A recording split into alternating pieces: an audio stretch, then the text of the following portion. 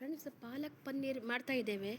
ಪಾಲಕನ್ನು ಚೆನ್ನಾಗಿ ತೊಳೆದು ಬಿಸಿ ನೀರಲ್ಲಿ, ಕುದಿಯುತ್ತಿರುವ ಬಿಸಿ ನೀರಿನಲ್ಲಿ ಬೇಯಿಸಬೇಕು. ಕಂಪ್ಲೀಟ್ ಸ್ವಲ್ಪ ಸಾಫ್ಟ್ ಆಗುವ ನಂತರ ಇದನ್ನು ಮಿಕ್ಸಿ ಜಾರಲ್ಲಿ ಹಾಕಿ 2 ಕಾಯಿಮೆಣಸು, 7-8 ಬೆಳ್ಳುಳ್ಳಿ ಬೀಜ, ಸಣ್ಣ ಶುಂಠಿ ತುಂಡು, 1 ಟೊಮೆಟೊ, 2 ಕಾಯಿಮೆಣಸು ಇವನ್ನು ಹಾಕಿ ಮಿಕ್ಸಿಯಲ್ಲಿ ನೈಸ್ ಗ್ರೈಂಡ್ ಮಾಡಿ ಒಂದು ಮಿಶ್ರಣ ರೆಡಿ ಮಾಡಬೇಕು. ನಂತರ ಒಂದು ಬಾಣಲೆಯಲ್ಲಿ ಅರ್ಧ ಸ್ಪೂನ್ ಜೀರಿಗೆ ಮತ್ತು 1 ಆನಿಯನ್, ಇದನ್ನು ಎಣ್ಣೆ ಅಥವಾ ತುಪ್ಪ ಅಥವಾ ಬೆಣ್ಣೆ ಯಾವುದು ಆಗ್ತದೆ ಇದರಲ್ಲಿ ಸಾಫ್ಟ್ ಆಗುವವರೆಗೆ ಫ್ರೈ ಮಾಡಬೇಕು.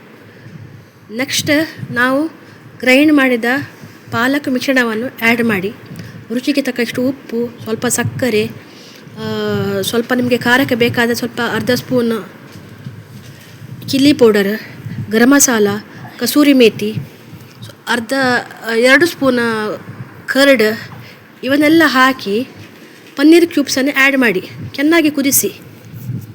ನಂತರ ಲಾಸ್ಟಿಗೆ